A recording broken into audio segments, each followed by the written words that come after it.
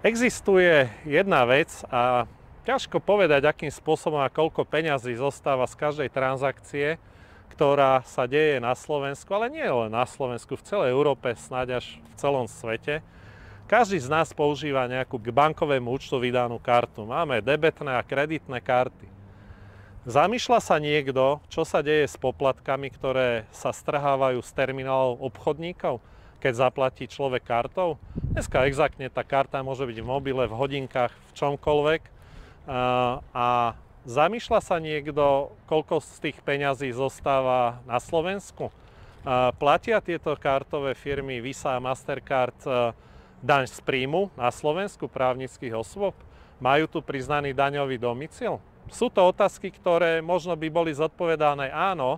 Ak sú zodpovedané áno, tak sa pýtajme, či nie je vhodné, keďže je to de facto oligopol dvoch firiem, zaviesť špeciálnu sektorovú daň. Daň z príjmu, hej? Oveľa vyššiu, ako je 19, 21, 25%. Keďže de facto tu došlo k monopolizácii alebo oligopolizácii trhu. A nie je to vyberať rádovo od všetkých občanov.